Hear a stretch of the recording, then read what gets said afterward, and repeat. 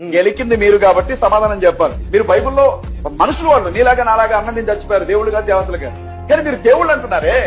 బ్రహ్మ తన కూతుర్ని పెళ్లి చేసుకుని మనిషిని కన్నాడు, కన్నబెట్టిన పెళ్లి చేసుకుని, దానికి ఏం సమాధానం చెప్తారు మీరు? వాళ్ళు పడ్డ కష్టం, ఆ కష్టపడడానికి ఇప్పుడు పాపం వాళ్ళు ఫలితాన్ని కూడా పొందుతున్నారు. అది తప్పే కదా. ఇంద్రుడు ఒక ముని భార్య దగ్గరికి వెళ్లి ముని రూపంలో ముని భార్యను చేర్చాడు, ఒళ్ళంతా కళ్ళు శాపం తెచ్చుకున్నాడు. ఇంద్రలోకానికి అధిపతి కదా, తప్పే కదా. వాళ్ళు పడ్డ కష్టం, ఆ కష్టపడడానికి ఇప్పుడు పాపం వాళ్ళు ఫలితాన్ని కూడా పొందుతున్నారు. తప్పే కదా.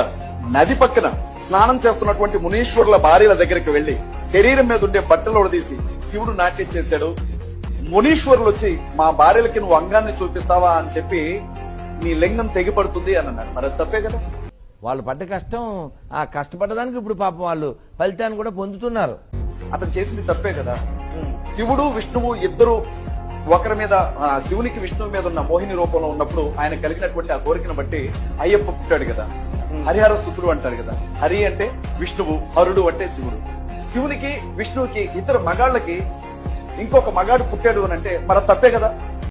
వాళ్ళు పడ్డ కష్టం, ఆ కష్టపడడానికి ఇప్పుడు పాపం వాళ్ళు ఫలితాన్ని కూడా పొందుతున్నారు. మరి అడగరా? బైబిల్లో మామూలు మనుషులు చేసిన తప్పుల గురించే నువ్వు పాయింట్అవుట్ చేసి మాట్లాడుతూ ఉంటే మరి మీరు దేవుళ్ళుగా కొలిచే వ్యక్తుల ప్రవర్తన గురించి ఎదుటి వాళ్ళు అడగరా? అప్పుడు మీకు కష్టం అనిపిస్తుందా?